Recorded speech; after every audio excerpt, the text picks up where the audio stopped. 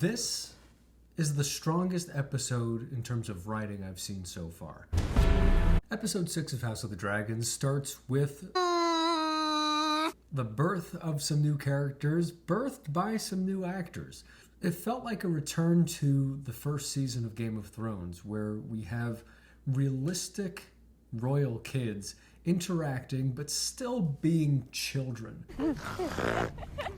And it's these little childish quarrels that end up being rivalries and start sowing the seeds of political feuds that start with little tiny jests. This is Game of Thrones at its best, when they can start planting seeds for relationships that last a long time and evolve.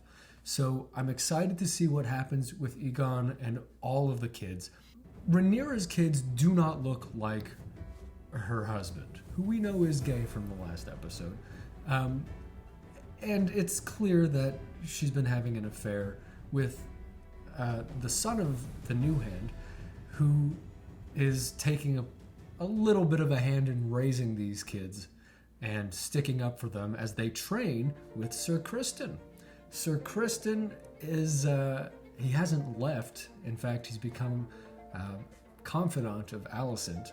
Alicent has really grown into her position of power, and she is basically running things while King Viserys just sort of decays. We have a little bit of interplay between Rhaenyra and Alicent as they're trying, she's trying to quell rumors that her kids are bastards, which, by the way, the rumors are true. Insinuations, are they? Certainly Sir Criston knows, and would be the first person to start spreading the rumor explicitly in this episode. He is not a fan of Rhaenyra anymore, and he sort of pledged allegiance to Alicent. Alicent and Rhaenyra, they have a little bit of bad blood. Their kids are starting to fight, and Rhaenyra is losing her grip.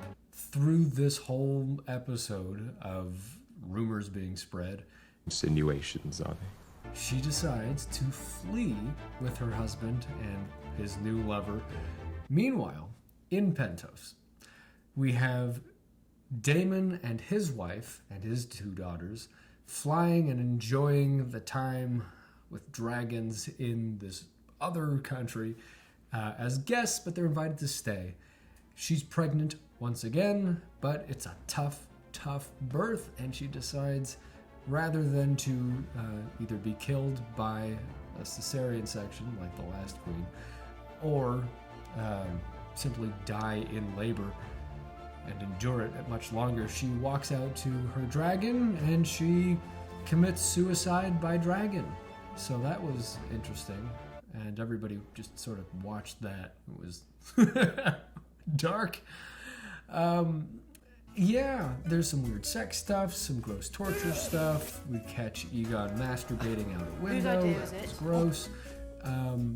And, basically, I like this episode and these actors more than anything preceding this. I think if they had started here and maybe just done a flashback episode with the young Rhaenyra to sort of draw the relationship as it would end up being between Alicent and Rhaenyra, that might have been a stronger start.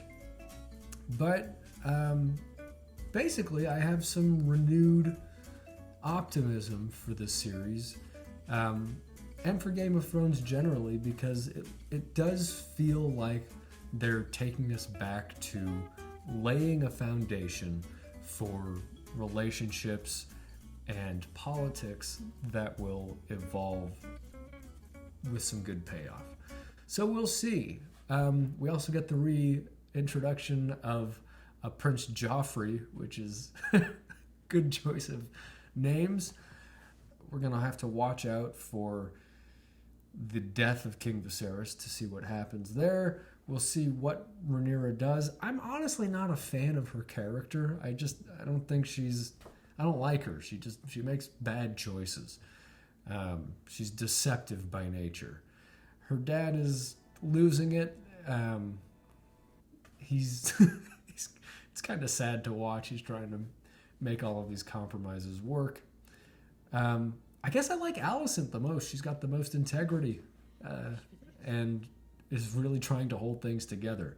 She would be the Michael Bluth of this situation. So there's that. Okay, yeah. Tell me what you think. I think this was the best episode so far, but you tell me what you think in the comments. I feel certain you will reward me.